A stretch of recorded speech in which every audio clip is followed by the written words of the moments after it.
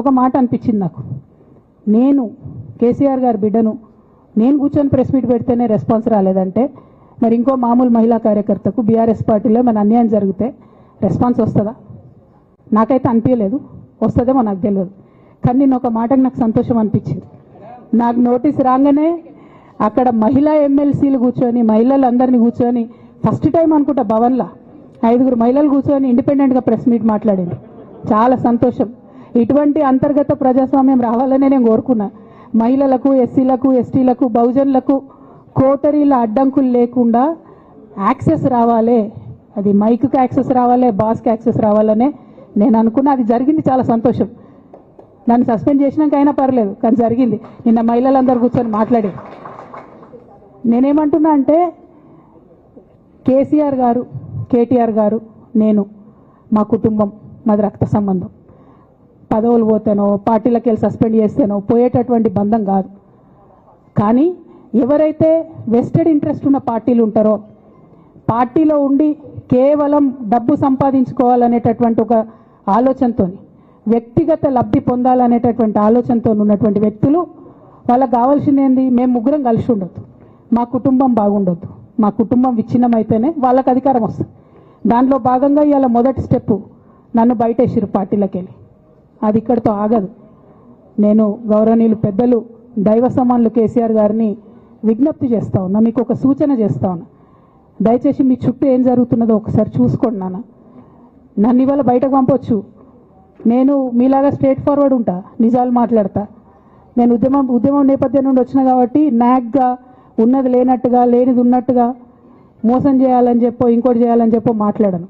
Straight ఫార్వర్డ్గా issues మాట్లాడతా కాబట్టి నన్ను ఇలా బలి చేసి పర్వాలే. కానీ రేపటి నాడు ఇదే ప్రమాదం రామన్నకు కూడా పొంచుంది, రేపటి నాడు ఇదే ప్రమాదం మీకు కూడా పొంచుంది.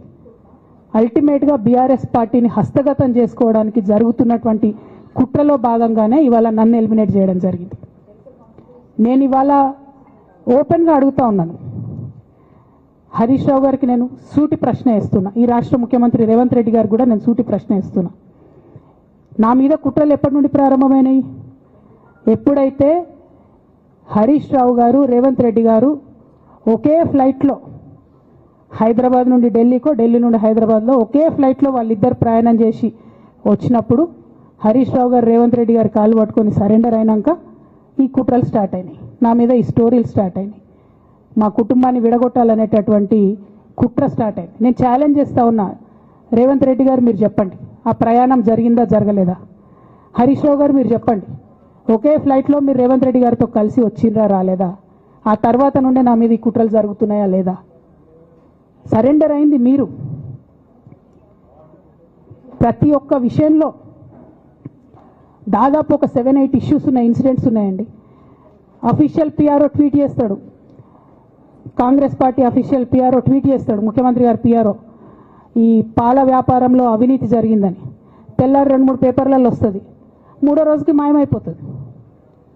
అదే కేటీఆర్ గారినేమో 3 సార్లు విచారణ పేరుతో పిలిచి వేధిస్తారు. అంటే కేసీఆర్ కుటుంబం నికార్స్గా బరిగీసుకొని కాంగ్రెస్ పార్టీతో రేవంత్ రెడ్డితో కొట్లాడుతున్నాం కాబట్టి మా మీదనేమో కుట్రలు జరుగుతాయి, మా మీదనేమో కేసులు పెడతారు. మీ మాత్రం 1 or 2 days హెడ్లైన్స్ వస్తే తర్వాత న్యూస్ గాయబవుతుంది. ఎన్ని జరగలే చెప్పండి హరీష్ రావు గారి విషయంలో? ఫస్ట్ పాల వ్యాపారం మీద ఏమొచ్చినాయి ఆరోపణలు? ఆనాడు బీఆర్ఎస్ పార్టీ గవర్నమెంట్లో SC, ST, BC హాస్టళ్లకు Harish Rao గారి పాల వ్యాపారం నుంచి పాలు సప్లై చేసిరనే ఆరోపణలు అయోధ్య రెడ్డి గారు ట్వీట్ చేసిండ్రు.